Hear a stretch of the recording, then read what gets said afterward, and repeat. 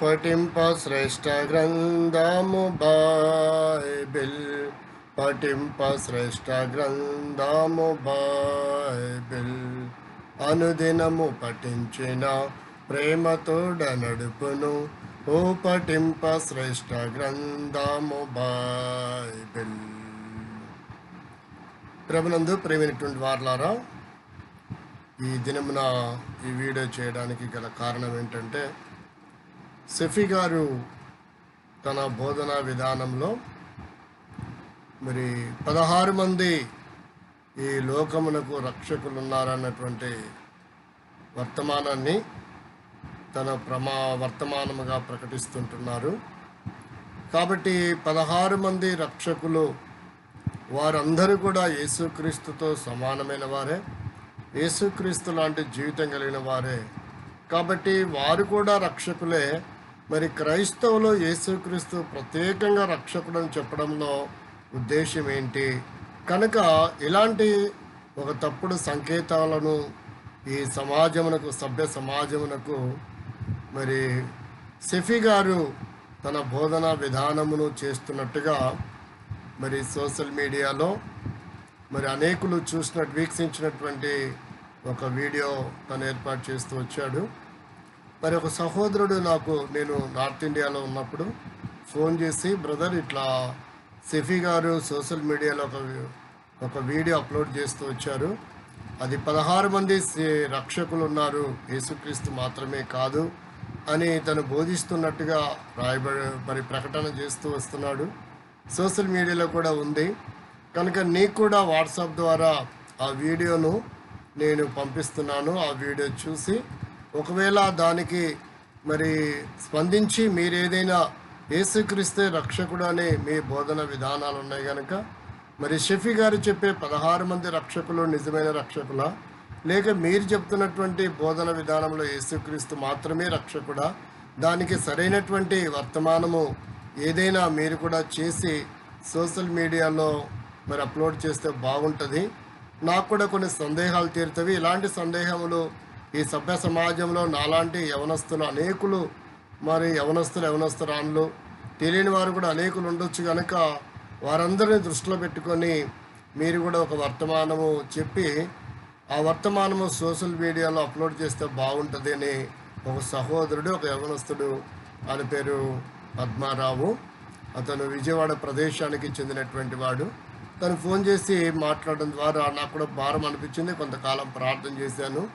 మరి కొన్ని రోజులు తర్వాత ప్రభు నన్ను ప్రేరేపించిన దాన్ని బట్టి, ప్రభు ప్రేరేపణ బట్టి ఈ దానికి అనుకూలంగా, దానికి సరైనటువంటిది నిజమైన రక్షకుడు మరి ఆ 16 మందా లేక యేసుక్రీస్తా అన్నటువంటి విధానంలో మరి ఈ సభ్య సమాజానికి, మరి సర్వలోక మానవాళికి, మరి భారతదేశంలోనే కాక ప్రపంచ దేశాలలో ఉన్న వారికి కూడా ఈ విషయాన్ని తెలియపరచాలని ప్రభు నా హృదయించిన భారాన్ని బట్టి ఈ వీడియోను, ఈ వర్తమానము చేయడం జరుగుతూ వచ్చింది. చూడండి, సత్యవేద గ్రంథం బైబిల్లో ఉన్నటువంటి ఆ మాటలను మీ గమనానికి తీసుకొని వస్తాను. అదేమనగా, తిమోతికి రాసిన మొదటి పత్రిక 1వ అధ్యాయము 15వ వచనములో ఉన్న వాక్య భాగాన్ని, మరి పాపులను రక్షించుటకు క్రీస్తు యేసు లోకమునకు వచ్చెను. మరలా గమనించండి, పాపులను రక్షించుటకు క్రీస్తు యేసు లోకమునకు వచ్చెను. మాటను మరి వీక్షించడానికి ముందు ఒక చిన్న ప్రార్థన చేసుకుందాం. ప్రేమగల మా తండ్రి, పరిశుద్ధమైన దేవా, ఈ మాటలను మరి ఫోన్ చేసిన సహోదరుడికి, ఈ సభ్య సమాజానికి, అనేకులకు సోషల్ మీడియా ద్వారా ఈ వర్తమానము యేసుక్రీస్తు నిజమైన రక్షకుడు, ఆయనొక్కడే రక్షకుడు అనే విషయాన్ని మరి విశదీకరించడానికి ఈ చూస్తున్నటువంటి వీక్షకులందరికంటే బలహీనుడు, అల్పుడు, అయోగ్యుడు, నిష్ప్రయోజకుని దాసుని మరుగుపరిచి మీరే మాట్లాడి మహిం పొందమని, అనేకులు సత్యాన్ని గ్రహించడానికి సహాయపడమని యేసుక్రీస్తు నామములో ప్రార్థిస్తుంటున్నాం తండ్రి, ఆమేన్. ఈ సోషల్ మీడియాను ద్వారా మరి చూస్తున్నటువంటి వీక్షకులందరికీ యేసుక్రీస్తు వారి నామములో నా శుభవందనములు తెలియజేస్తూ ఉంటున్నాను. మీ అందరి క్షేమం కొరకు మరి ఈ సోషల్ మీడియాలో మరి యూట్యూబ్ ద్వారా వీక్షిస్తున్నటువంటి మరి నా సహోదరులకు యేసుక్రీస్తు వారి నామంలో శుభవందనములు తెలియజేస్తున్నాను. అలాగనే నా కొరకు ప్రార్థిస్తున్నటువంటి వారి కొరకు, ఈ పరిచర్య కొరకు ప్రార్థన చేస్తున్నటువంటి మిత్రులకు, స్నేహితులకు, సహోదరులకు, మరి అనేకులు మరి ఫోన్ ద్వారా సమాచారముని మరి అడిగి తెలుసుకోవడానికి ఇష్టపడుతున్నటువంటి నా యవనస్తురాలైన సహోదర సహోదరులకు, మరి ప్రపంచంలో ఉన్నటువంటి మానవ కోటి అందరికీ నా శుభములు తెలియజేస్తున్నాను.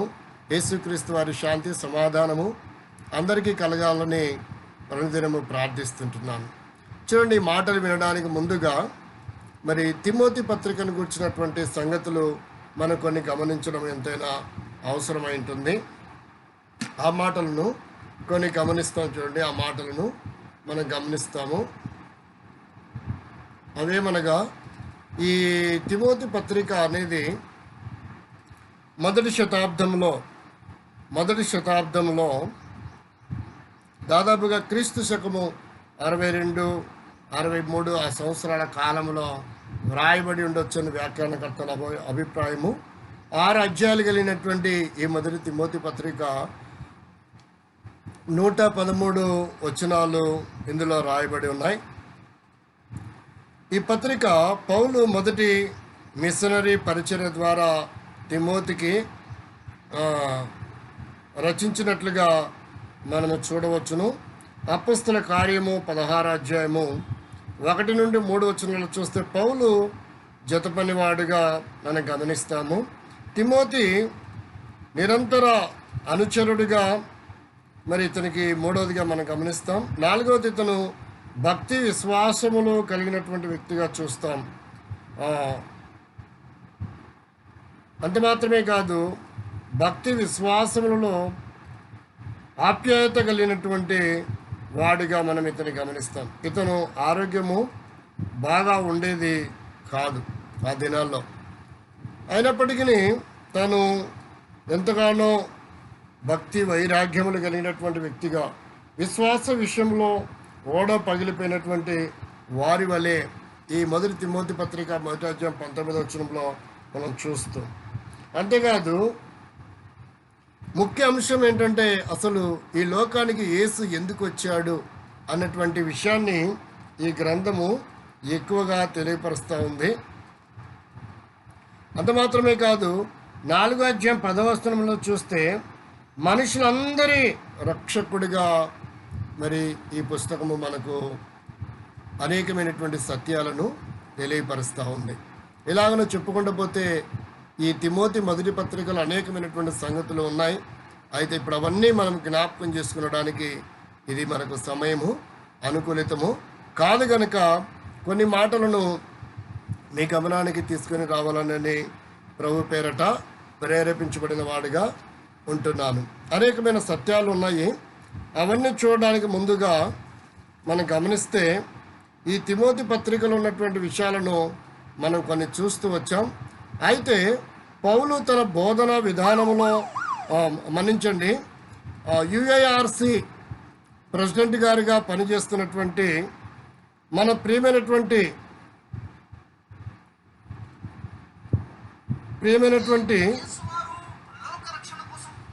చూడండి, మన ప్రియమైనటువంటి స్టెఫీ గారి బోధన విధానం చూడండి. ఇలాంటి విశ్వాసమే యేసు పుట్టక ముందు, అంటే యేసు కన్నా పూర్వము, క్రీస్తుకు పూర్వము అనేక మందిలో, అనేక వర్గాలలో, అనేక తెగలలో, అనేక జాతులలో ఇలాంటి విశ్వాసమే మన చరిత్రను పరిశీలిస్తే కనబడుతుంది.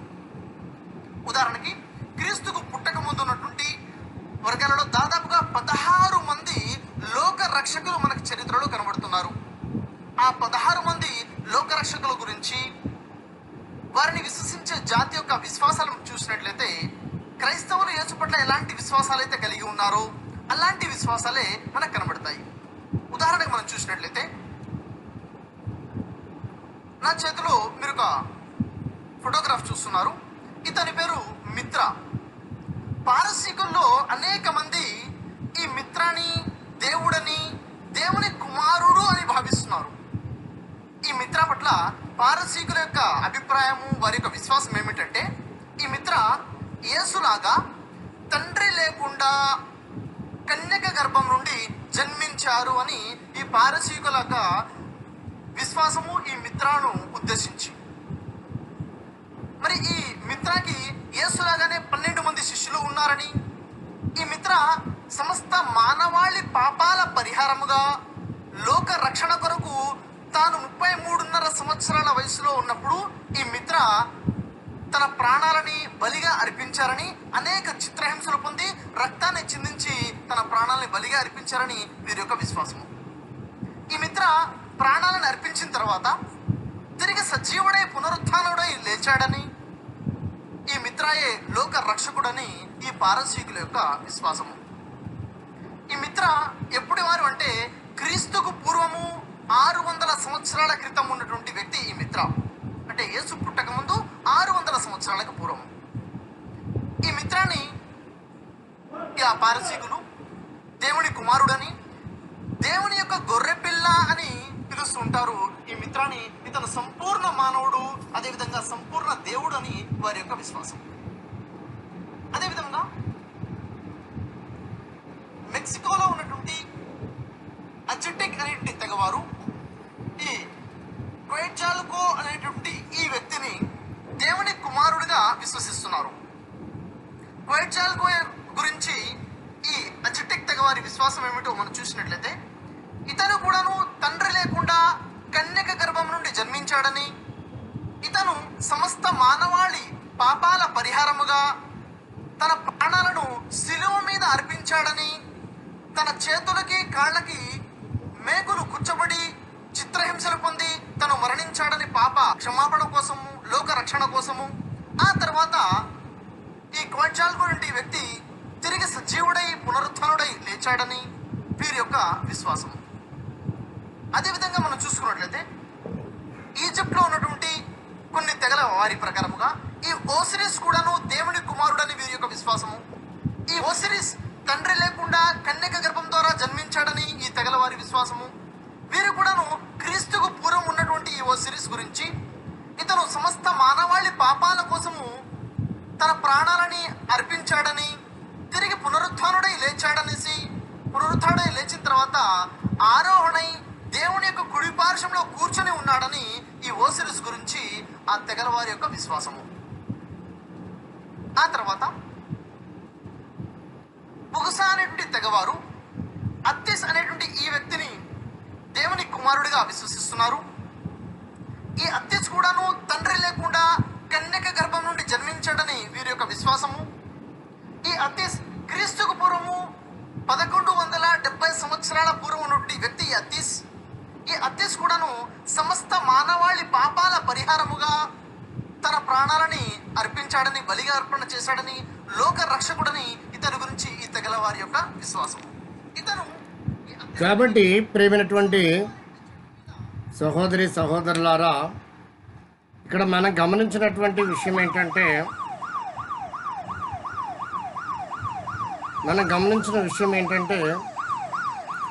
ఇక్కడ షఫీ గారు చెప్పినటువంటి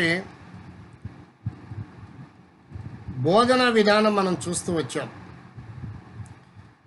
ఇప్పుడు 16 మంది రక్షకులు, వారందరూ కూడా యేసుక్రీస్తు వలె కన్యకగా జన్మించారు. వారందరూ కూడా యేసుక్రీస్తు వలె సమస్త మానవాళి పాప పరిహారం కొరకే వచ్చారు. వారందరూ కూడా యేసుక్రీస్తులాగానే శ్రమలు అనుభవించారు, చనిపోయి సిలువ వేయబడి చనిపోయి సమాధించబడి తిరిగి లేచారు. వారు కూడా దేవుని కుడి పార్శ్వంలో కూర్చున్నారు. కాబట్టి యేసుక్రీస్తు యొక్క ప్రత్యేకత ఏంది, ఈ క్రైస్తవులు చెప్పేది తప్పుడి అభిప్రాయం కదా అన్నటువంటి విధానములో మరి షఫీ గారి బోధన విధానము ఉంది అన్నట్టుగా మనకు అర్థమవుతూ వచ్చింది.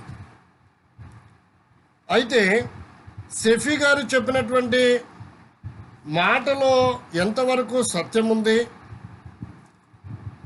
ఆయన చెప్పినటువంటి విధానము దానికి ఆధారాలు ఏమైనా ఉన్నాయా, దేన్ని ఆధారం చేసుకొని తను చెబుతూ వచ్చాడు అన్నటువంటి కొన్ని మాటలను మనము ఈ సందర్భంలో పరిశీలించవలసినటువంటి అవసరత ఎంతైనా ఉంది. ఈ గ్రంథాన్ని చూడండి. ఇది ఖురాన్ గ్రంథం, నా చేతిలో ఉన్నటువంటి గ్రంథం ఖురాన్ గ్రంథం. ఇప్పుడు షఫీ గారి ఉద్దేశమే కానీ ఇస్లామీ సహోదరులు ప్రపంచంలో, భారతదేశంలోనే కాక ప్రపంచ దేశాలలో, ఆయా ప్రదేశాలలో ఉన్నటువంటి ఇస్లామీ సహోదరులందరూ కూడా మరి ఖురానును వారు విశ్వసిస్తున్నారు, హదీసు గ్రంథాలను కూడా వారు విశ్వసిస్తున్నారు.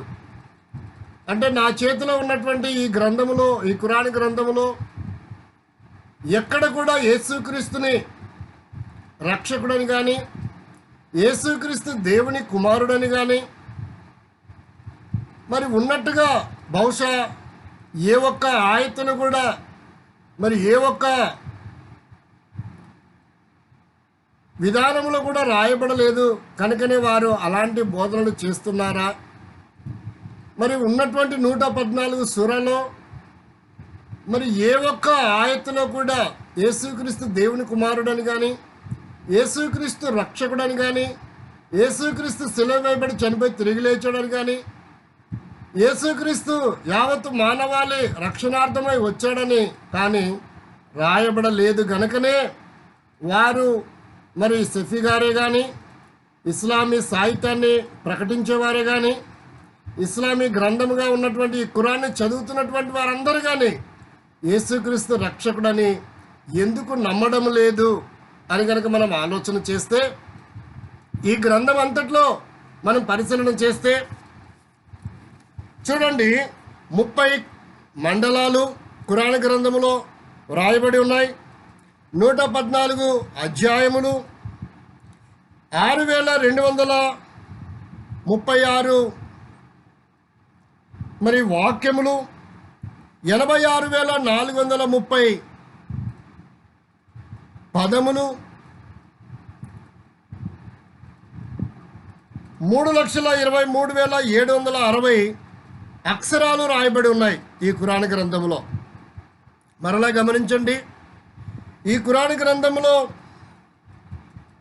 గ్రంథంలో పరిశీలన చేయగలిగితే 30 మండలాలు, 114 మరి సూరాలు, 6,236 వాక్యములు, ఆయత్తులు,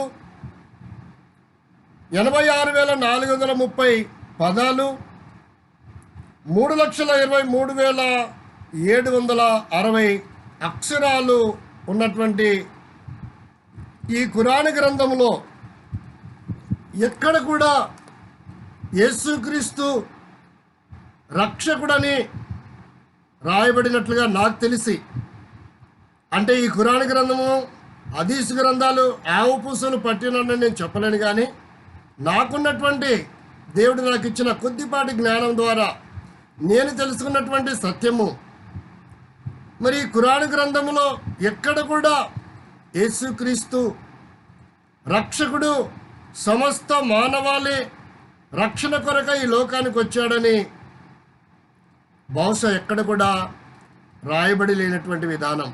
కనుకనే ఇస్లామీ సహోదరులు కానీ, యుఏఆర్సి ప్రెసిడెంట్గా పనిచేస్తున్నటువంటి మరి వక్త అయినటువంటి షఫీ గారు కానీ, అలాగనే అనేకులు ఇస్లామీ సాహిత్యాన్ని ప్రకటిస్తున్నటువంటి మరి వక్తలు, విఘ్నులైన వారు యేసుక్రీస్తు రక్షకుడని ఎందుకు వారు విశ్వసించడం లేదు అనేటువంటి మాటలను, లేక యేసుక్రీస్తుని అంగీకరించిన క్రైస్తవులు మాత్రమే, బైబిల్ని సేవిస్తూ పూజిస్తూ ఆరాధిస్తున్న వారు మాత్రమే యేసుక్రీస్తుని ఎందుకు రక్షకుడు అంటున్నారు?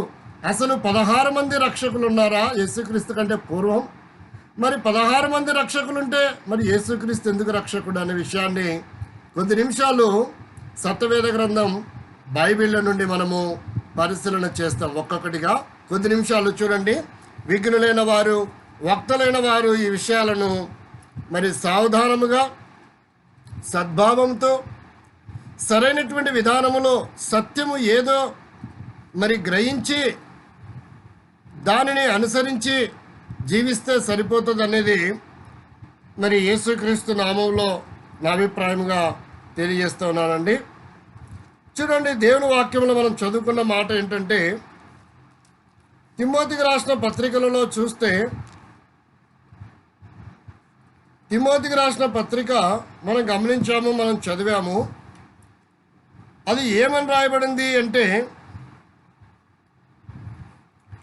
యేసుక్రీస్తు రక్షకుడు అన్నటువంటి మాటలను మనకు తెలియజేస్తూ ఉంది.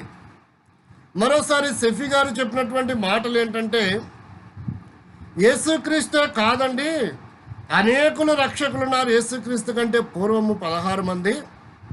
మరి వారు కూడా యేసుక్రీస్తు విధానంలోనే, యేసుక్రీస్తుకున్న లక్షణాలే వారికి కూడా కలిగి ఉన్నవి అన్నటువంటి మాటలు జ్ఞాపకము చేస్తున్నట్టుగా మనం గమనిస్తాం.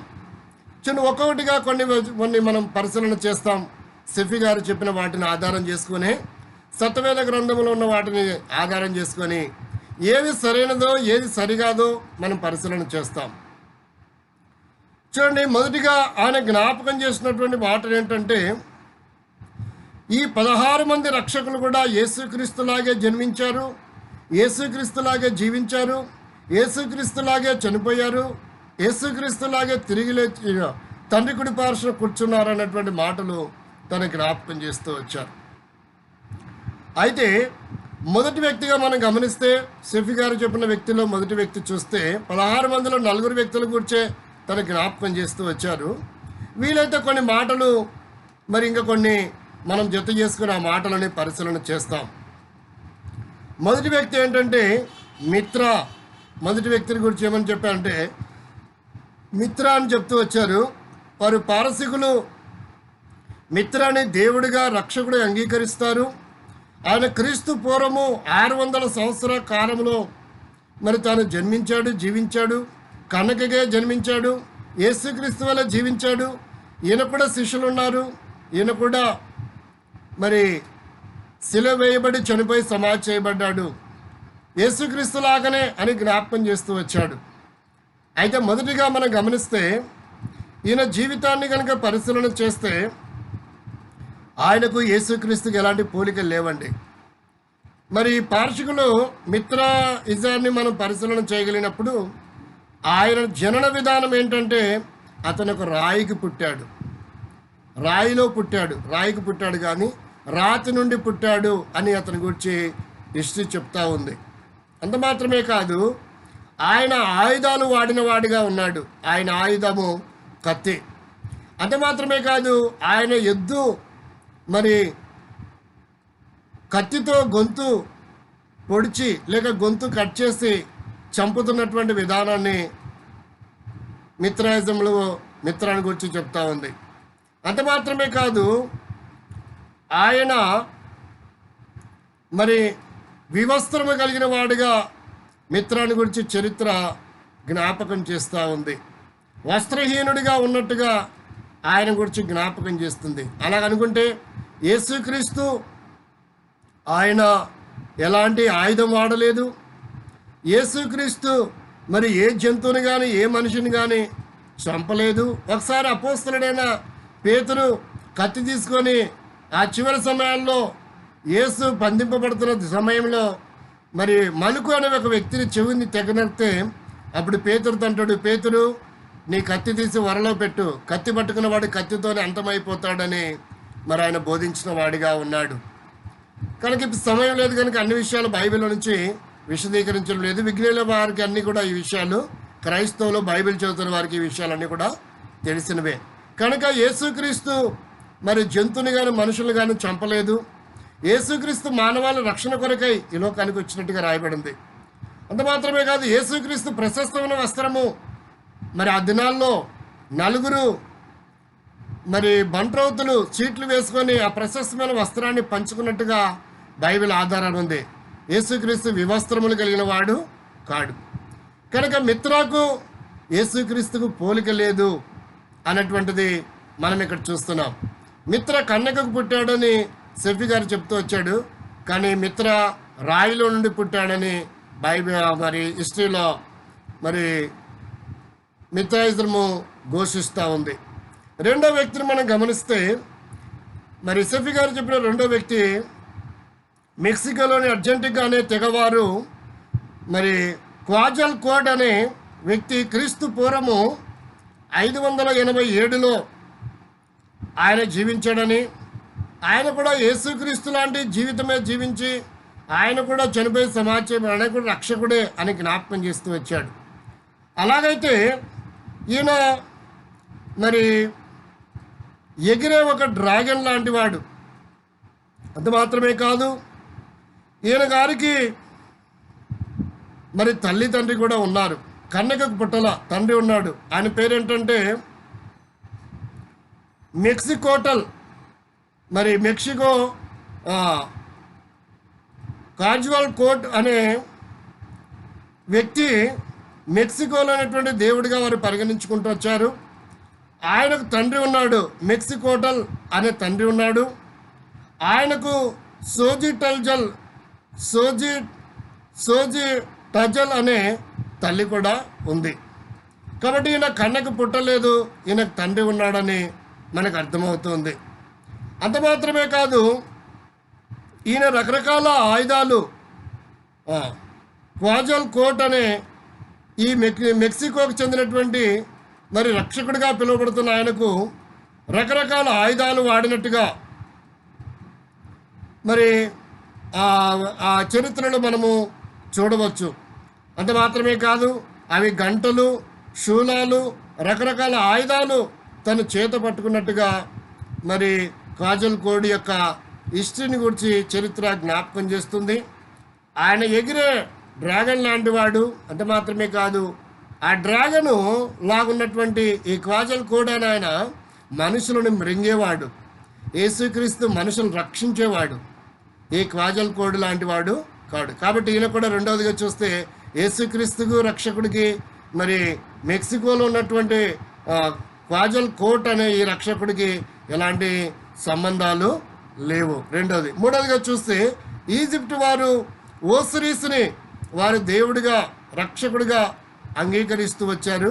ఇది ఈజిప్ట్ వారి విధానము. అయితే మరి ఓసిరిస్కి యేసుక్రీస్తుకి ఏమైనా సంబంధాలు ఉన్నాయా అని కనుక మనం పరిశీలన చేయగలిగితే, ఓసిరిస్ అనే ఇతను ఈజిప్ట్ వారు చెప్తున్నారు ఆయన బ్రతుకున్నప్పుడు మాకు ఏ ఉపయోగపడేవాడు కాదు, బ్రతుకున్నప్పుడు ఆయన ఉపయోగపడేవాడు కాదు, మరణాంతరం ఆయన మాకు ఉపయోగపడతాడు అని చెప్తూ వచ్చారు. అంత మాత్రమే కాదు, ఆ ఓసిరిస్ గురించి చరిత్రలో ఏముందంటే ఈయన మరణానికి అధిపతి అని రాయబడింది.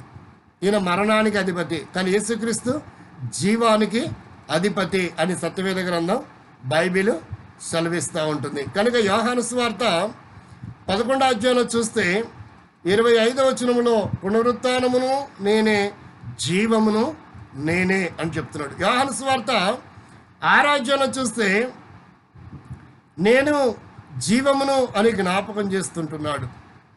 కనుక యోహాను సువార్త 10వ అధ్యాయంలో కూడా నేనే జీవమును గొర్రెలకు సమృద్ధిగా ఇవ్వడానికి వచ్చానని మరి 11వ వచనంలో యోహాను సువార్తలో యేసుక్రీస్తుని గురించి రాయబడతా ఉంది. అంత మాత్రమే కాదు, ఈయన ఎక్కడ నివాసం చేసామంటే వీనస్ అనే గ్రహంలో నివాసం చేస్తారని మెక్సికో ప్రజలు నమ్ముతున్నారు. మన్నించండి, ఈజిప్ట్ ప్రజలు నమ్ముతున్నారు ఓసిరిస్ని గురించి. మరి అలాగే క్వాజల్ కోడ్ అనే వ్యక్తి ఆయన వీనస్ గ్రహంలో నివసించేవాడని నమ్ముతున్నారు. అయితే ఓసిరిస్ విషయంలో ఏమని ఆలోచన కలిగి ఉన్నారంటే ఈయన కూడా తండ్రి తల్లి ఉన్నారు. తండ్రి పేరు గెబ్బు, తల్లి పేరు నట్ అనేటువంటి వ్యక్తులకి ఈయన జన్మించాడు. కనుక ఈయనకి తండ్రి ఉన్నాడు కాబట్టి యేసుక్రీస్తుకి ఈ ఓసిరిస్కి ఈజిప్ట్ వారు శివిస్తున్నటువంటి ఓసిరిస్కి ఎలాంటి సంబంధాలు లేవండి.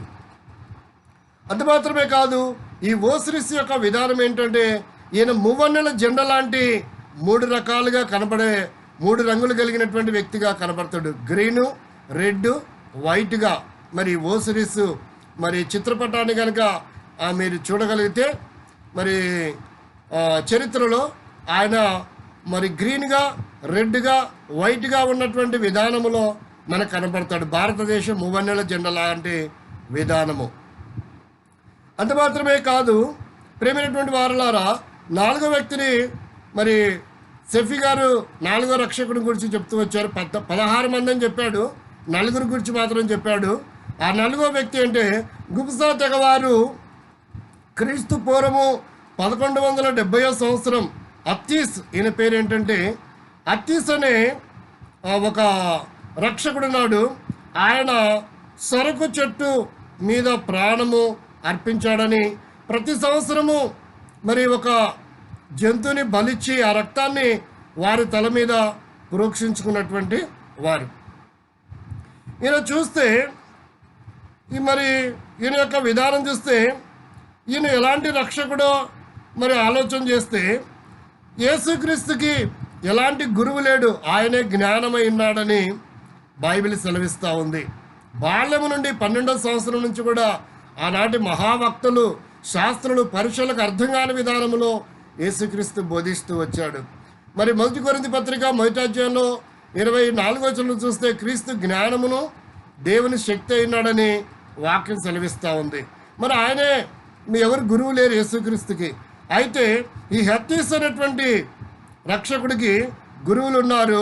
వారెవరంటే ఇజ్రాలు, అటు పురుషులు కాక ఇటు స్త్రీలు కానటువంటి వారుగా ఉన్నట్టుగా మనం గమనిస్తాం. అంత మాత్రమే కాదు, యేసుక్రీస్తు తల మీద మరి సూర్యుని కిరణాల లాంటి వారు స్థూలమైనటువంటి మరి ముళ్ళు లాంటి బాణములు కలిగినటువంటి వ్యక్తిగా మరి ఆయన తల మీద కలిగినటువంటి విధానము అతీసు తల మీద కలిగినట్టుగా మరి చరిత్రల ఆధారాలు ఉన్నాయి. అయితే యేసుక్రీస్తు ముళ్ళ కిరీటం ధరించాడు, ఈయన మాత్రము సూర్యుని కిరణాల లాంటి వారిగా శూలం లాంటి కొమ్ములు లాంటివి కలిగినటువంటి విధానము మనము చరిత్రలో చూడవచ్చు. అంత మాత్రమే కాదు, ప్రియమైనటువంటి వారలారా, ఇంకా అనేకమైనటువంటి సంగతులు కనుక మనం పరిశీలన చేయగలిగితే ఇవన్నీ కూడా మరి ఆయన ఎక్కడి నుంచి చెప్తూ వచ్చాడంటే క్రీస్తు శకము 1875లో షఫీ గారు ఎక్కడుండి వీటిని తీసుకొని 16 మరి రక్షకులు ఉన్నారు, 16 మంది క్రీస్తు పూర్వమే అని చెబుతూ వచ్చారంటే ఈయన ఒక పుస్తకం రాశాడు. గెర్సీ గ్రేవ్ అనే ఒక వ్యక్తి రాసినటువంటి పుస్తకం. అది కూడా ఎప్పుడు క్రీస్తు శకం 1875లో. అంటే క్రీస్తు శకం 1875లో ఉన్న విషయాలని మరి నమ్ముతున్నారు షఫీ గారు. ఒక వ్యక్తి, ఒక మనిషి రాసిన విషయాలు. అంత మాత్రమే కాదు, ఇవన్నీ వికీపీడియాలో ఉన్నవి, కావాలంటే మీరు కూడా చూడవచ్చు అని మరి సమాజానికి కూడా ఒక మాటను జ్ఞాపకం చేస్తూ వచ్చాడు. అంటే వికీపీడియా అనేది అది అంత చరిత్రకి సంబంధించినటువంటిది కాదు. వికీపీడియాలో ఎవరైనా ఏవైనా పెట్టొచ్చు, ఏవైనా చేర్చొచ్చు, అప్లోడ్ చేయొచ్చు. అవన్నీ కూడా నమ్మవలసినటువంటి ఆవశ్యకత ఎంత మాత్రమే లేదు. అయితే వికీపీడియాలో ఉన్న వాటిని నమ్ముతాడు, ఒక మనిషి రాసినటువంటివి నమ్ముతున్నాడు. కానీ మరి షఫీ గారు సత్యవేద గ్రంథం బైబిల్లో రాయబడినటువంటి మాటలు కానీ, యేసుక్రీస్తు శరీరధారిగా ఉన్నటువంటి మాటలు, చెప్పినటువంటి మాటలు కానీ నమ్మలేనటువంటి బలహీనుడిగా ఉన్నట్టుగా మరి ఆయన ఒక వక్త, జ్ఞాని అనుకున్న చాలా సంవత్సరాలు నేను చాలామంది చెప్తుంటే విని, కానీ ఈ మాటలు వికీపీడియాను అలాగనే గెర్సీ గ్రేవ్ అనే మాటలు రాసినటువంటి ఆ పుస్తకాన్ని చదివి ఆ పుస్తకంలో ఉన్న విషయాలని నమ్ముతున్నాడంటే ఎంతటి మహావక్తనో, ఎంతటి మహాజ్ఞానో. విఘ్నులైన వారు ఇస్లామీ సహోదరుడు, ప్రపంచ దేశాలలో ఉన్నటువంటి వారందరూ కూడా మరి షఫీ గారి యొక్క జ్ఞానాన్ని, ఆయన విఘ్నతని మరి ఆయనకే మీకు అప్పగిస్తారని మీరే పరిశీలించవలసిందిగా ప్రభువైనటువంటి యేసుక్రీస్తు నామంలో విన్నవించుచున్నాను, చిత్తగించండి. అలాగునని మరి గెర్సీ గ్రేవ్ అనే ఈ పుస్తకంలోనే మహమ్మద్ గారి గురించి ఆయన మరోలా రాశాడు. మరి అది కూడా నమ్మాలిగా ఈ షఫీ గారు. ఆయన ఏమైనా రాస్తూ వచ్చాడంటే కావాలంటే మీరు ఆ పుస్తకం తీసి కొని చదివి సత్యాన్ని గ్రహించవచ్చు. మహమ్మద్ ప్రవక్త యేసుక్రీస్తుని గురించినటువంటి జీవితాన్ని కాపీ కొట్టాడు మహమ్మద్ ప్రవక్త గారు, మహమ్మద్ సల్లల్లాహు సలాం గారు అని ఈ గెర్సీ గ్రేవ్ అనే పుస్తకము ఆయన రచించిన 16 రక్షకులు అనేటువంటి పుస్తకంలో మీరు చూడవచ్చు. అంత మాత్రమే కాదు, దాంట్లో మరొక మాట ఇంకేమని ఉంటుందంటే, ప్రతి 6 సంవత్సరాలకి ఒకసారి ఈ గ్రద్ద లేక డేగ తన జీవిత విధానాన్ని, శైలిని మార్చుకొని మరి క్రొత్త విధానంలో అది మరలా పైకెగురుతూ జీవిస్తూ ఉంటుందని కూడా తను రాశాడు. అలాగంటే మరి క్రీస్తు తర్వాత 600 సంవత్సరాలకి మరి మహమ్మద్ ప్రవక్త గారు వచ్చారని మనం నమ్మితే, మరి కెర్సీ గ్రేవర్ అయినటువంటి రాసినటువంటి పుస్తకంలో మరి ఆ గ్రద్ద లేకపోతే ఆ గరుడ పక్షి మహమ్మద్ ప్రవక్త గారే అని కూడా నమ్ముతారా? మరి విఘ్నులకు, ఇస్లామీ సహోదరులకే ఈ విషయాన్ని మరి మీ విజ్ఞతకి అప్పగిస్తున్నాడు. మీరు పరిశీలించవలసిందిగా, ఏది సత్యమో తెలుసుకోవాల్సిందిగా ప్రభు పేరట నేను జ్ఞాపకం చేస్తూ ఉంటున్నాను. అంత మాత్రమే కాదు, ఆయన చెప్పినటువంటి 16 మందిలో 16 మంది పేర్లు, రక్షకుల పేర్లు ఆయన ఏం ప్రస్తావించలేదు. నేను వారు ఎవరెవరు ఏ కాలంలో ఉన్నారో అన్నీ కూడా చెప్పాలని తలంపు ఉంది. కాకపోతే ఇప్పుడు అంత సమయం లేదు కనుక నేను ఊరికనే వారి పేర్లు జ్ఞాపకం చేస్తాను. మొదట ఆయన పేరు అదోనిస్, రెండో ఆయన పేరు బాల్, మూడో ఆయన పేరు బక్కుస్, నాలుగో ఆయన పేరు బాల్దర్, ఐదో ఆయన పేరు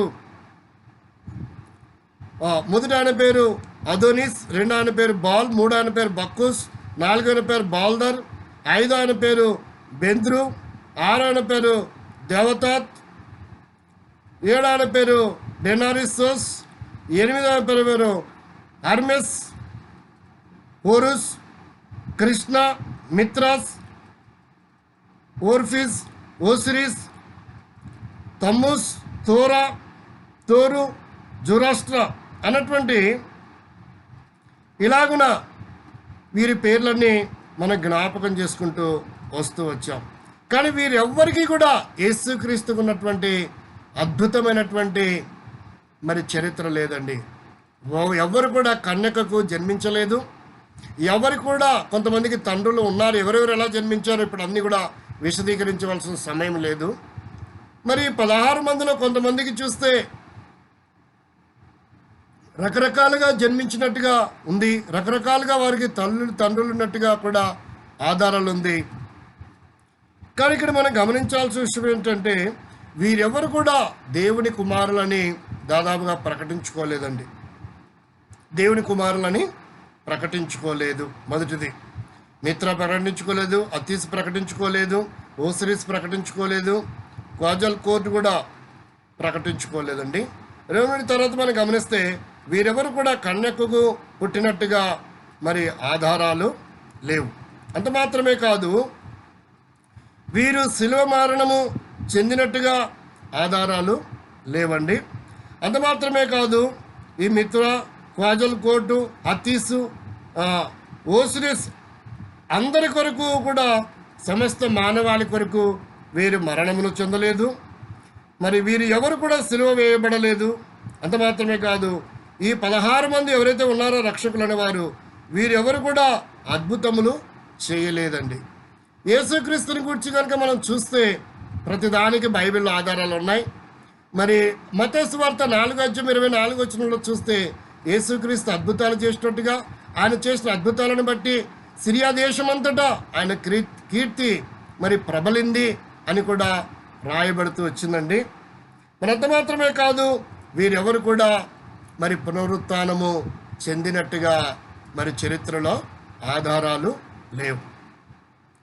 వారు ఒక ఆయన నేను చావననుకున్నాడు, ఒక ఆయన అకస్మాత్తుగా చనిపోయాడు, ఒక ఆయన బాణము తగిలి చనిపోయినాడు, ఒక ఆయన మరి దుప్పి కొమ్ములకు తగిలి చనిపోయినాడు, కొమ్ములకు తగిలి, ఇలా రకరకాలుగా చనిపోయినట్టుగా ఆధారాలు ఉన్నాయి. కానీ శిలువ మీద మరణించినటువంటి ఆధారాలు అయితే ఏవీ లేవండి.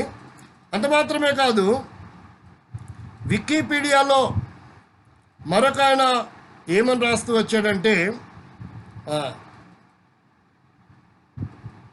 రాజర్డ్ స్పెన్సర్ అనే ఒక వ్యక్తి ఏమని రాశాడంటే, మహమ్మద్ గారిని గురించి అసలు ఈయన ఉనికిలోనే లేడని రాశాడు. వికీపీడియాలో మీరు చూడవచ్చు. మరి ఈయన మహమ్మద్ గారు ఉనికిలోనే లేడు అనేటువంటి రాస్తూ వచ్చాడు. ఆయన రాసిన దాన్ని బట్టి ఒక విశ్వవిద్యాలయం కూడా ఆయనకు డాక్టరేట్ అనే బిరుదుని కూడా ఇస్తూ వచ్చింది. అలా అనుకుంటే మరి వికీపీడియాలో చూస్తే మహమ్మద్ ప్రవక్త గారు ఉనికిలోనే లేడని రాశాడు ఈయన రాజాల్డ్ స్పెన్సర్ అని ఆయన. మరి వికీపీడియాలో ఉన్నదే నమ్మదామంటే అప్పుడు మహమ్మద్ ప్రవక్త గారు ఉనికిలోనే లేడని మరి రాశాడు. డాక్టరేట్ కూడా పొందాడు. మరి ఇస్లామీ వారు అలాగనే ప్రపంచ దేశాలలో ఉన్న ఇస్లామీ వారు, భారతదేశంలో ఉన్న ఇస్లామీ వారు, మరి యుఏఆర్సి సెఫీ గారు, మరి ఇస్లామీ వక్తలు దీన్ని నమ్ముతారా? మరి ఇది నమ్మినట్లయితే ఒకసారి ఆలోచించాలా. మీ విజ్ఞతకి ఈ విషయాన్ని నేను వదిలివేస్తుంటున్నాను. అంత మాత్రమే కాదు, ఇకపోతే యేసుక్రీస్తుని గూర్చి కనుక మనం పరిశీలన చేయగలిగితే ఆయన తండ్రి లేకుండా జన్మిస్తాడు, కన్యకగా జన్మిస్తాడని ఆయన పుట్టక మునిపే దాదాపుగా 700 లేక 750 సంవత్సరాల క్రితం యెషయా గ్రంథము 7:14 జ్ఞాపకం చేస్తుంది ప్రవక్త ఆయన పుట్టక మునిపే. మరి ఆయన కన్యకగా పుడతాడు అన్నటువంటి విధానం చూస్తే క్రొత్త నిబంధన గ్రంథంలో మత్తయి సువార్త 1వ అధ్యాయంలో 20-21 మరి దూత యోసేపుకు సాక్ష్యం ఇస్తున్నట్టుగా మరి ఆధారాలు ఉన్నాయి. అంత మాత్రమే కాదు, మరి ఖురాన్లో కేవలము మిరియాముకు పుట్టాడు, మిరియాం కుమారుడు అనే అనేక పర్యాయములు ప్రస్తావించబడుతూ వచ్చింది. అనేక పర్యాయములు ప్రస్తావించబడుతున్న కారణం చేత వారు దేవుని కుమారుడని కానీ వారు కన్యకకు జన్మించారని కానీ నమ్మడం లేదు.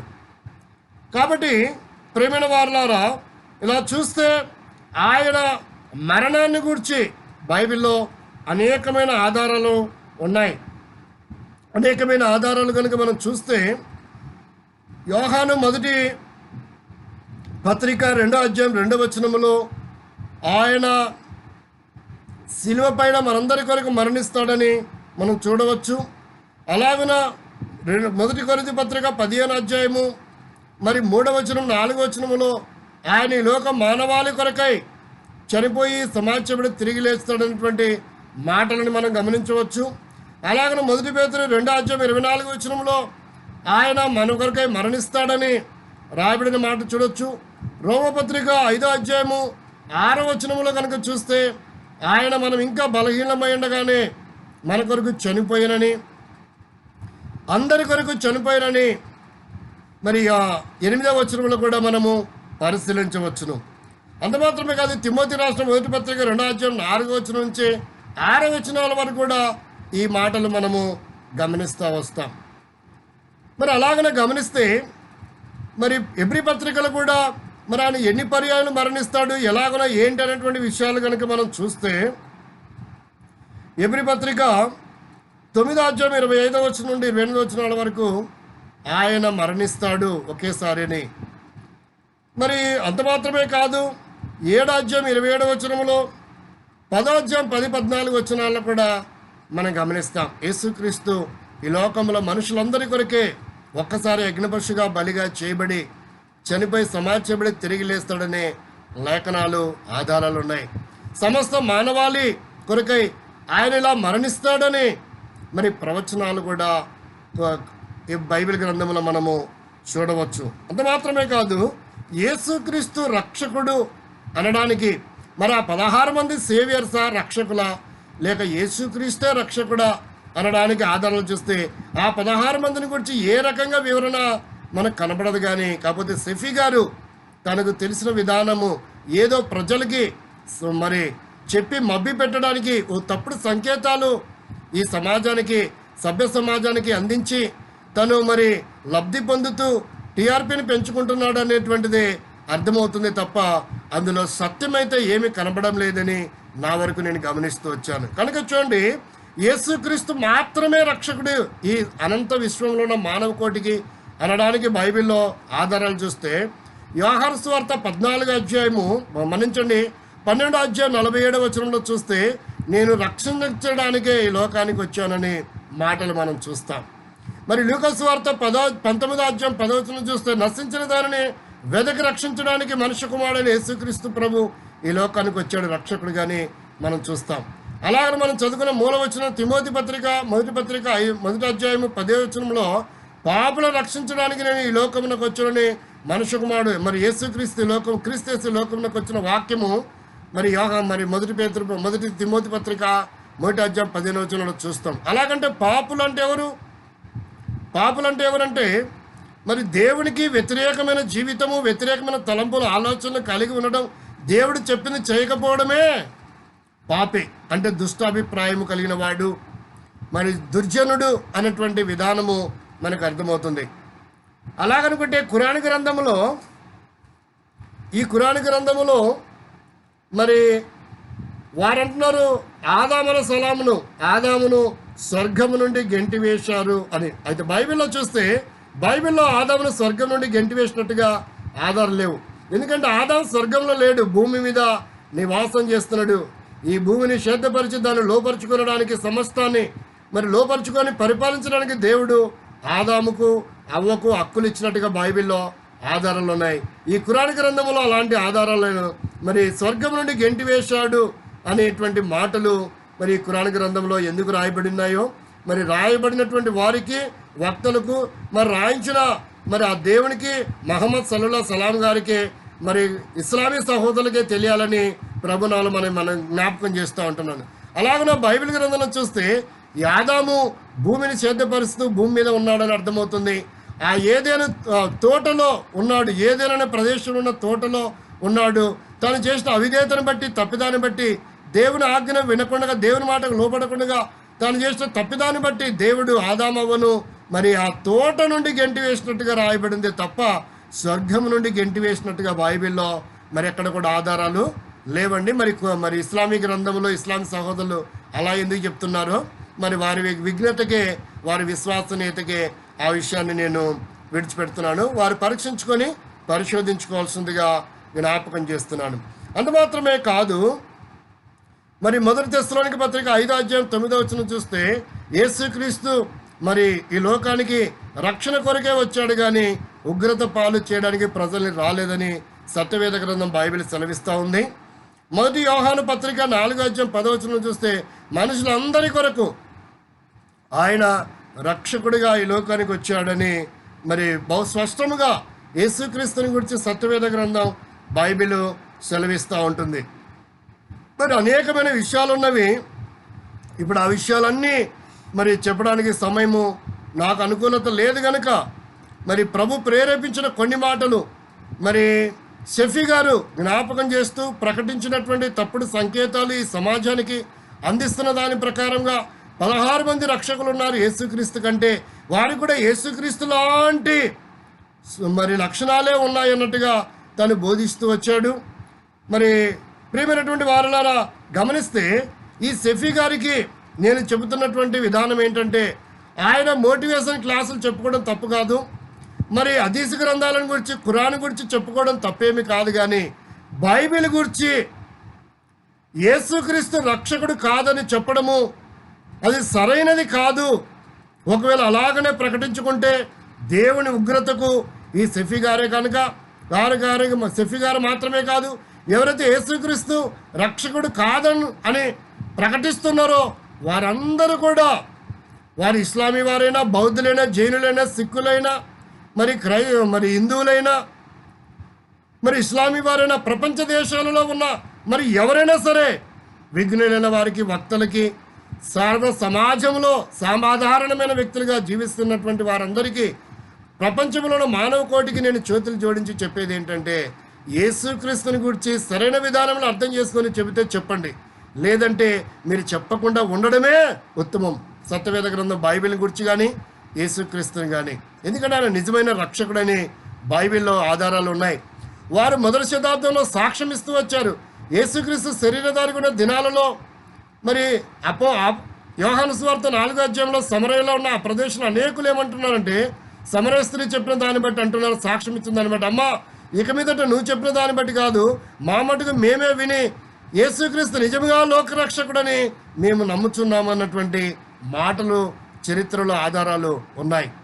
కనుక మరి వికీపీడియాలో ఉన్న వాటిని గురించి మరి కెర్సీ గ్రేవ్ అనేటువంటి రాసినటువంటి మరి 16 మంది సేవియర్స్ అనేటువంటి ఏదైతే పుస్తకం రాస్తూ వచ్చాడో అది కూడా దాదాపు 19వ శతాబ్దంగా చూడొచ్చు.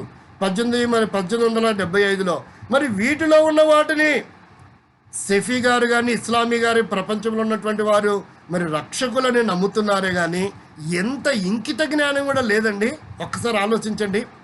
మొన్న ఈ మధ్య కాలంలో ఒక మనిషి 1875లో రాసినటువంటి కెర్సిగ్రేవ్ అనే పుస్తకం, మరి తను రచించిన పుస్తకంలో ఉన్నటువంటి 16 మంది రక్షకులు అన్నటువంటి మాట నమ్మగలుగుతున్నటువంటి ఈ సెఫీ గారు, ఈ సమాజంలోని ఇస్లామీ సహోదరులు, ఇంకా అనేకులు మరి సత్యవేద గ్రంథములో దేవుని చేత రాయించినటువంటి మాటలు, అపోస్తలు భక్తులు రాసినటువంటి మాటల్ని ఎందుకు నమ్మలేకపోతున్నారు? వికీపీడియాలో ఉన్న వాటిని నమ్మగలుగుతున్నారు.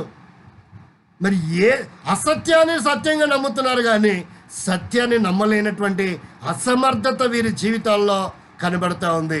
కనుక విఘ్నులైన వారు, వక్తలైన వారు, ప్రేమైనటువంటి నా సహోదర సహోదరులారా, ప్రపంచ దేశాలలో ఉన్నటువంటి వారులారా, భారత పౌరులారా, మీ అందరికీ తెలియజేస్తున్నటువంటి మాట ఏంటంటే సత్యాన్ని సరైన విధానంలో గ్రహించాలని, వారు వీరు చెప్పినవి కాక, మరి వికీపీడియాలో ఉన్నటువంటి మాటలు కాక, మరి కెర్సిగ్రేవ్ రచించినటువంటి పుస్తకంలో ఉన్నటువంటి వాటి కాక వాటినే నమ్మగలుగుతున్నప్పుడు సత్యవేద గ్రంథం బైబిల్లో ఉన్నటువంటి వాటిని ఎందుకు నమ్మలేకపోతున్నారని యేసుక్రీస్తు నామములో మరి నేను ప్రశ్నించవలసినటువంటి అవకాశం మీరు నాకు కలిగిస్తూ వచ్చారు.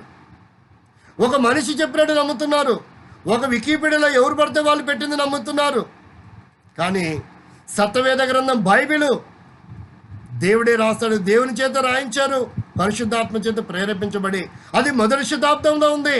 మరి ఖురాన్ గ్రంథం ఒకటి 600 సంవత్సరాల ముందు ఉన్నదాన్ని ఎందుకు నమ్మలేకపోతున్నారని మరి ఇస్లామీ సహోదరులు ప్రకటిస్తున్నటువంటి సెఫీ గారే కానీ, వక్తలైన వారికి, విఘ్నులైన వారే కానీ, ఇస్లామీ సహోదరులు, భారతదేశంలో ఉన్న పౌరులు పౌరురాళ్లకు, ప్రపంచ దేశంలో ఉన్నటువంటి నా మీ స్నేహితులకు, మిత్రులకు, సహోదర సహోదరులకు ఈ సత్యాన్ని మరి తెలియజేస్తుంటున్నానండి. కనుక మీరు ఎవరైనా సరే యేసుక్రీస్తుని ఒక తప్పుడు ఆలోచనతో, తప్పుడు అభిప్రాయంతో చూడకుండగా, మరి ఈ 16 మంది రక్షకుల్లో ఈయన కూడా ఒకటిగా చూడకుండగా, ఆయన జీవితంలో, ఆయన జననంలో కానీ, ఆయన జీవితంలో కానీ ఏ దోషము, ఏ పాపము లేనటువంటి వ్యక్తిగా ఆయన నిజమైనటువంటి రక్షకుడు అనడానికి బైబిల్ ఎన్నో ఆధారాలు ఉన్నాయి. కనుక మీరు నమ్మితే దేవుని ఉగ్రత తప్పించుకొని నిత్యరాజ్యానికి, మోక్షానికి, స్వర్గానికి, పైలోకానికి, జిన్నతికి వారసులు అవుతారని జ్ఞాపకం చేస్తున్నాను. గమనించండి, ఈ 16 మంది సేవియర్స్ రక్షకులు అనేది నమ్ముతున్నటువంటి ప్రేమైనటువంటి సెఫీ సహోదరుడా, ఒక్కసారి ఆలోచించు. ఒక మనిషి రాసినవే నమ్ముతున్నప్పుడు, వికీపీడియాలో పెట్టినటువంటి సోషల్ మీడియాలో ఉన్నటివే నమ్ముతున్నప్పుడు, సత్యవేద గ్రంథం బైబిల్లో ఉన్నటివి ఎందుకు నమ్మలేకపోతున్నావు? ఒకవేళ నమ్ముతున్నానని బాహాటం ఒప్పుకుంటే మరి ఇస్లామీ వారు ఇంతకాలం బోధించిన బోధన బట్టి నిన్ను తప్పు పట్టుకుంటారనా? లేక వారు ఒకవేళ నిన్ను చంపేస్తారనా? లేక విదేశాల నుండి వస్తున్న లబ్ధి నీకు దూరం అయిపోతుందనా? ఎందుకు ఇలాంటి మరి ఒక తప్పుడు సంకేతాలు ఈ సభ్య సమాజానికి మీరు అందిస్తూ ఉన్నారు? సరైనది మీరు యేసుక్రీస్తుని గురించి, బైబిల్ గురించి బోధించకపోయినా బాధలేదండి. మీ ఖురాన్ గురించి, హదీస్ గ్రంథాలను గురించి, లేక మీ మహమ్మద్ ప్రవక్త గారి గురించి చెప్పుకోండి, తప్పేముంది. కానీ యేసుక్రీస్తు రక్షకుడు కాదని చెప్పడము 100% తప్పవుతుంది. దానికి దేవుని ఉగ్రతకు మీరు పాత్రలు కాకూడదని ఈ మాటలను, సత్యాన్ని సావధానంగా సరైన విధానంలో పరిశీలించి గ్రహించడము ఎంతైనా మంచిది. ఎందుకంటే యేసుక్రీస్తు ఈ లోకమంతటి కొరకు రక్షకుడిగా వచ్చాడు. ఆయన మరి ఈ లోకం కొరకే, మానవాళి కొరకే తను ఏ నేరము చేయని తాను ఈ లోకంలో మానవాళి చేసిన తప్పిదాన్ని బట్టి, అవిధేతను బట్టి, బుద్ధిహీనతను బట్టి, తొందరపాటును బట్టి యేసుక్రీస్తు ప్రభువారు మరి చేతులలో మేకులు కొట్టబడుతూ వచ్చాయి, కాళ్ళలో మేకులు కొట్టబడుతూ వచ్చాయి, డొక్కలో బల్లెపోటు, తల మీద ముళ్ళగిరటము, శరీరం అంతా నాగలి చాలబలే కొరడాల చేత దున్నబడుతూ వచ్చింది. కారణం ఏంటంటే ఆయననే నిజమైన రక్షకుడు. ఇలాంటి అనుభవం మరి ఈ 16 మంది ఎవరు కూడా అనుభవించలేదు. చరిత్రలో ఈ ఆధారాలు లేవు. కానీ సెఫీ గారు చెప్తున్నారు, వీరు కూడా కన్యకకు పుట్టారు, వీరు కూడా సిలువ వేయబడ్డారు, వీరు కూడా అందరి కొరకే చనిపోయారు, వీరు కూడా లేపబడ్డారు, వీరు కూడా తండ్రి కుడి పార్శ్వలో ఉన్నారు, వీరు కూడా రక్షకులని చెప్తున్నాడు. ఇది సత్యం కాదండి. విఘ్నులైన వారి వక్తలు పరిశీలించాలి. అలాంటి అర్హత కలిగినటువంటి వాడు యేసుక్రీస్తు వారు మాత్రమే నిజమైనటువంటి రక్షకుడు. మరి ఏ రక్షకుడును ఈ లోకానికి రాలేదు, లేడు లేడు లేడు. యేసుక్రీస్తు ద్వారా నీవు నేను మనందరము రక్షణ పొందాలి. కనుకనే ఆయన ఈ లోకానికి రక్షకుడిగా వచ్చాడు. ఈ లోకాన్ని శిక్షించడానికి కాదు, ఈ లోకానికి మొదటిసారి ఆయన రక్షకుడిగా వచ్చాడు. కనుక తన ప్రాణమును దారపోస్తూ వచ్చాడు, రక్తం చిందించి చనిపోయి సమాజబడి తిరిగి లేచాడు. కనుక ఆయన ప్రేమతో ఆహ్వానిస్తున్నాడు, నీ లోకమునకు నేను రక్షకుణ్ణి అని ఆయన ప్రకటిస్తున్నాడు. కనుక నీకు అవసరం అనుకుంటే యేసుక్రీస్తుని శరణు వేడు. ఆయన నిజమైన రక్షకుడు. మరి ఏ రక్షకుడును లేడు లేడు లేడు. మరి ఏ రక్షకుడును రాడు రాడు రాడు. కనుక ప్రభువైన యేసుక్రీస్తు వారు మాత్రమే నిజమైన రక్షకుడు. పాపను రక్షించుటకు క్రీస్తు యేసు లోకమునకు వచ్చిన వాక్యం నమ్మదగినది, పూర్ణ అంగీకారకు యోగ్యమైనది. ప్రభువైన యేసునందు విశ్వాసం ఉంచుము, అప్పుడు నీవును నీ ఇంటి వారును ఆత్మరక్షణ పాపక్షమాపణ పొందెదరు. మీ కొరకు ప్రార్థన చేస్తాం. ప్రేమగల తండ్రి, ఈ మాటలు ఎవరైతే వీక్షిస్తూ వచ్చారో ప్రభా వారిని మీరు దర్శించండి. ఎవరైతే నిజమైన రక్షకుడని మరి ఇంతకాలం మోసంలో మభ్యలో ఉన్నారో, సత్యాన్ని గ్రహించాలని ఇష్టపడుతున్నారో, సత్యవేద గ్రంథం పరిశీలించి పరిశోధించి యేసు నిజమైన రక్షకుడు, ఈయనకున్న లక్షణాలు మరి 16 మంది ఏ రక్షకులకు లేదని గ్రహించి సత్యాన్ని గ్రహించడానికి అలాగన సెఫీ గారు, ఇస్లామీ సహోదరులు, భారతదేశంలో ఉన్న విఘ్నులు వక్తలు, నా ప్రియ స్నేహితులు, సహోదరు ప్రపంచ దేశాలలో ఉన్న నా మిత్రులు, స్నేహితులు, నా సహోదరులందరూ కూడా తెలుసుకొని నిజమైన రక్షకుడు యేసుక్రీస్తుని మరి అంగీకరించి వారి పాపం క్షమించబడి నిత్య రాజ్యానికి వారసులై యేసునందు మాత్రమే రక్షణ పాపక్షమాపణ మరి ఏ రక్షకులు లేడని తెలుసుకోవడానికి కృప చూపించమని వందనములు చెల్లిస్తూ ఆ తీర్మానం చేస్తున్న వారిని మీ రక్తంలో పాపమును కడిగి పవిత్రపరిచి మీరు అంగీకరించి రక్షకులో చేర్చుకొని మీ కుమార్తెలుగా మీరు రక్షించి అగ్ని కూడా తప్పించి నిత్య రాజ్యానికి వారసులుగా చేసుకోవాలని యేసుక్రీస్తు వారి నామంలో స్తుతించి ప్రార్థిస్తుంటున్నాం తండ్రి. ఆమేన్. మీ అందరికీ ప్రభు నామములో వందనములండి.